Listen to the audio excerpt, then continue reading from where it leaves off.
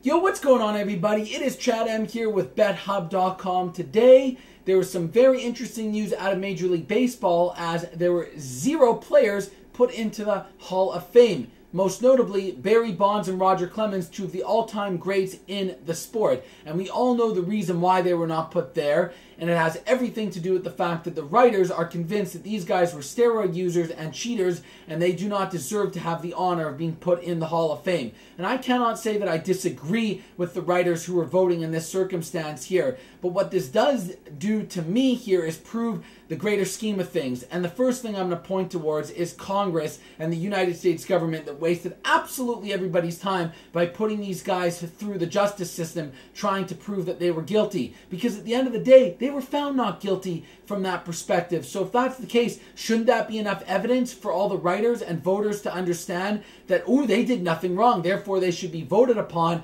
based on what they actually accomplished, not believing that anything was tainted? Well, no, it didn't work. So you want to go out there and waste millions upon millions of dollars on a matter like this that in the grand scheme of the real problems that are going on in society means absolutely nothing? Shame on you, U.S. Congress and government. You guys should get your acting gear and be focused on more important things in society. Now we go back to sports.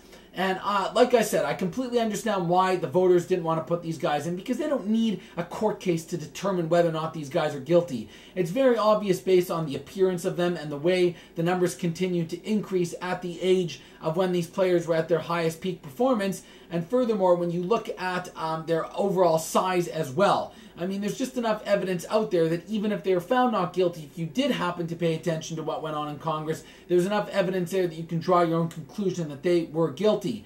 Now, from baseball's perspective here, I don't understand one thing. Why the heck is there a 15-year window where guys can get into the Hall of Fame? I mean, if they don't get in the first 2 or 3 or 4 times, what could possibly go on in the voters' mind that 10 years later they're just going to change their mind? What? In 8 years from now, there's going to be more evidence that says, hey, you know what? Maybe Bonds and Clemens never did take steroids. I think I'm going to put them in now. Oh, it's just so stupid. There should be a shorter window of time, and it should just be decided. Either they're in or they're out instead of this dragged on long process. I just don't understand it. And what drives me nuts about all this is the fact that the steroids are being used as something that doesn't allow them to get into the Hall of Fame altogether. Because at the end of the day, even though they cheated and made their records tainted, they were still some of the greatest players of all time.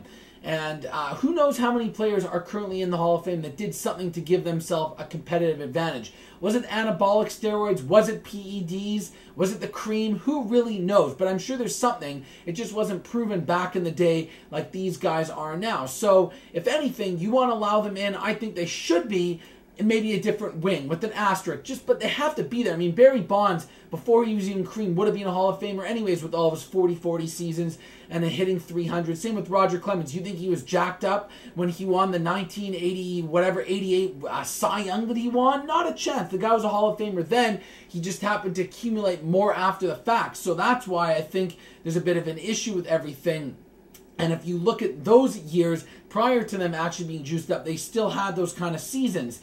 And it's really frustrating for me to see writers and voters completely defame these guys and want to shame them and embarrass them when they made a living covering them. You can't tell me that writers and journalists back in the late 1990s and early 2000s were having a heyday covering the home run derbies with McGuire, Sosa, and Bonds, because they knew that the ratings were going up, people were reading their stuff more and more interested, and it directly helped out their careers. So you think that maybe there would be a little bit of sympathy and they'd throw a bone right back to them instead of wanting to vilify them after the fact. So that's a bit of my issue with it right then and there.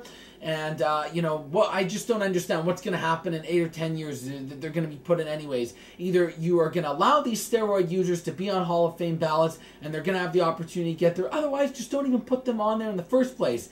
And if there's anybody that should be outlawed and ridiculed and punished to the maximum degree that can be possible, it should be none other than Bud Allen Selig. Because this man, if he ever gets into the Hall of Fame, I will absolutely puke. Because he is the person that facilitated all this. He's the person that looked the other way because he knew what it was doing for the commerce side of Major League Baseball, helping out his owners, getting huge television contract deals and getting all the ancillary rights and the merchandise all get driven through the roof because of the interest that baseball had following the lockout that they did in the mid-90s. So it's unbelievable the way this guy continues to walk scotch-free when he's the person who could have done more about this at an earlier stage.